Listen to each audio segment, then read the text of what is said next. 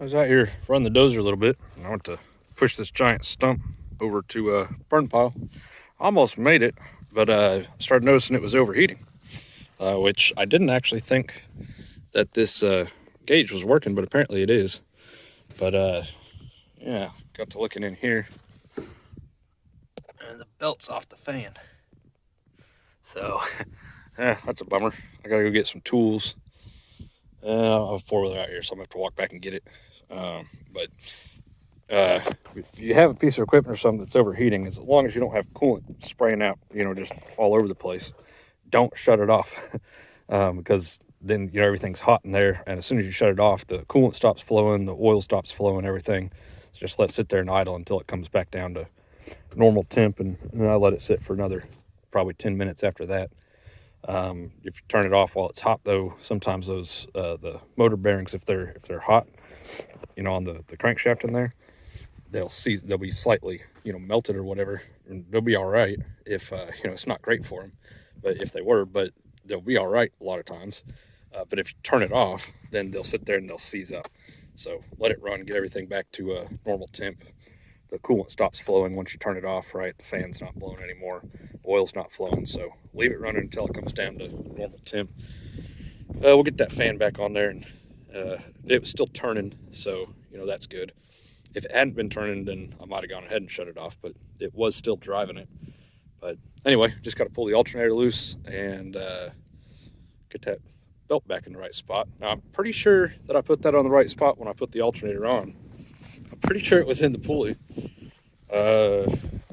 but surely I wouldn't miss that. It'd be pretty obvious to look at, I think. But anyway, I don't know what happened there, but it threw the belt off the fan. So yeah, we'll get that put back on and hopefully get back to work and nothing's hurt. Okay, belt's back on. I think you can see that. So just this bolt here, this bolt there, loosen those up. This folds in, hook everything back up, tighten it. Pretty self-explanatory. Now the question is, I disconnected the battery. Is it going to start? Because with that belt being loose, I'm not sure for how long. That may mean that the alternator wasn't spinning fast enough to be charging the battery, and so it may be dead. So let me put the battery back on. We'll see if she'll start again. If not, we'll go charge the battery, and it's brand new. It should take a charge. So in that case, we'll just be back tomorrow. Alrighty, battery's reconnected. Fuel pump's on. That's good. All right, back in business. Alrighty, push this big stump over there and then go get back to it for the rest of the day, I guess. And we'll just keep an eye down here on this gauge to make sure it continues to work. Like I said, I didn't think it was working, but I noticed earlier it come up to about 190, and it's got like a little thing there. I assume that denotes kind of a normal, or maybe the top end of the range right there. That'd be about 200 degrees. So anyway, okay. All right. Well, let me put my earplugs back in. This thing's so dang loud, and we'll push this the rest of the way. Well, you can't make this up. I got back started after fixing that belt and did like 4 little passes through here, and ran out of fuel. So I'm drinking beer all afternoon. I probably shouldn't go into town, so I guess we'll get back on this tomorrow. So anyway, see you guys tomorrow. Cheers. Okay guys, so ran the dozer out of fuel. So just got this, just got it bled back here. Remember, mine's got a lift pump on it. Normally it's gravity fed. Now, I'm gonna crack this injector line open right here.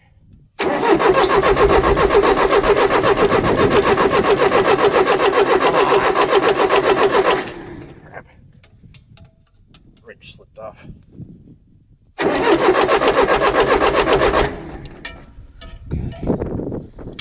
Hard to see.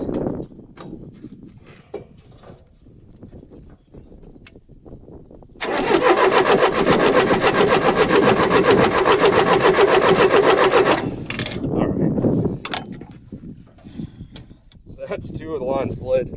I can tell by the way it sounds my battery's a little bit low, so I'm gonna take it back to the house and we'll charge the battery. Actually, I'm gonna go ahead and do these other 2 injectors while I'm here. Just that way I know they're good. So, like I said, it'll be hard to see what's going on.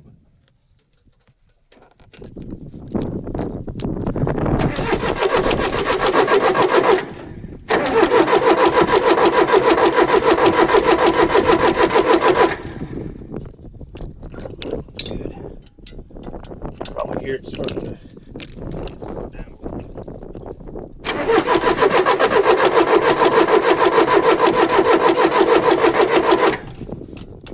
The trick's just to keep cranking until you tighten that back down once fuel starts coming out. So, okay. Pull the battery, charge the battery,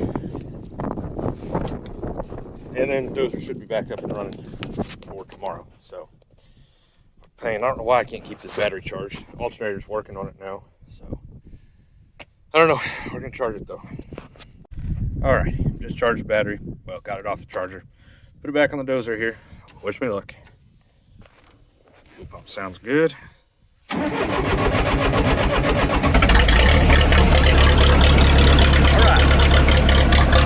she's back. So I've been working on it with the dozer out here. Is this little spot here. So this was a giant burn pile. It was huge. We burnt all that off, and now I've just bulldozed it all more or less flat. It'll be hard to tell, I think. Well, maybe not. I've got a low spot still right here, like a little saddle. I still need to fix yet. And I've got this big pile of dirt here that I'm going to push that in here. But it's still got a ton of sticks and branches and stuff mixed into it. Right here, you can kind of see all that. And it's even worse on the other side. So I want to kind of get all that piled up and then burn it before I push all this in here. So otherwise I'll just end up with what I've already kind of got, which is there's a whole bunch of sticks laying out here in this area, which is going to be my garden someday. So this fence off. I'm around about here. It's, what is it, about 50 or so feet, and then about 100 feet that way, and another 50 feet back to the fence. And this entire area here is going to be all garden space someday. So like I say, I've still got to get some sticks out, and I got to finish filling this so that there's no low spots that hold water. But pretty close, and until I can get that burnt off, I don't know, you guys can probably hear it in the microphone, but it's been super windy today. It's actually calmed down a little bit since I've been out here, but anyway, I can't burn that off today. So I'm going to wait, finish this up, and it'll be a couple years, I think, before I actually use this, but it's good to have it more or less done. And now, as it rains, I'll be able to kind of see where the low spots are really well and fix them. And as soon as I get a chance to burn off that little pile over there. What the heck is in my pond? Huh, I think there's something dead in the pond over here. So this is where this garden is going to go, is right over here in this new pasture. And then the new pond right there. Turtle. Oh, I think it's just a big stick out there in the middle. Another turtle. Oh, we got turtles in the pond. No fish yet. Yeah. I don't know if you can even see it on camera, but there's a, it looked like something dead floating out there. I think it's just a log though. So anyway, the pond's almost full. Pretty cool. It's still got, looks like another 4 or so feet to come up before it flows over. And we're supposed to get some rain this coming Wednesday. So that's cool. But water's just right there. And then this right here, this is where it will overflow. It'll come through here, down through this little kind of drive area that I built. And then the creek's just right there. So I think you guys can see that. And it'll just overflow right into there. Alrighty. Well, very cool. So one of the things, I had all the big stumps I had to push out of there, out of the garden spot. That's more or less done. And then I've left them, they're all sitting out in the pasture. I was going to push them to, I've got another burn pile over there on that side. I'm push them in there, but then my sister decided she wants to do some artsy flower garden stuff with them. So I've got them all saved for her over here. And next time I'm in town, I'll load them up as many as I can in the back of the truck, and I might have to put a trailer on. There's a bunch of them. I got, let's see here, there's 3 more right over here up against the fence. Kind of see those, and it's a pretty cool idea. I'd never seen anything like it before, but it looks really neat, the picture she sent me. Let's see if I can kind of explain the premise. She was asking if I had logs to sit on, like around a fire pit or something. I mentioned I had these cool root balls. And so what it is, you take a root ball like this one here, and you dig a hole in the ground, and so then you put that in there so it's upside down, with the root balls up in the air, and then you can kind of clean out the, cut out some of the roots out of the bottom of it there,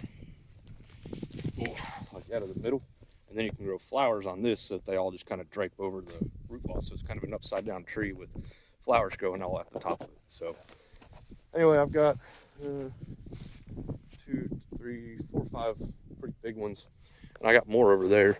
I might dig back out of there for her if she wants.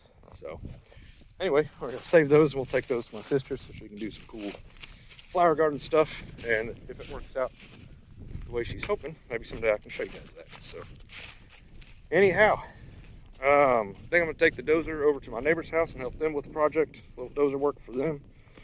So yeah, we'll go do that. Thanks for watching, guys. See you next time.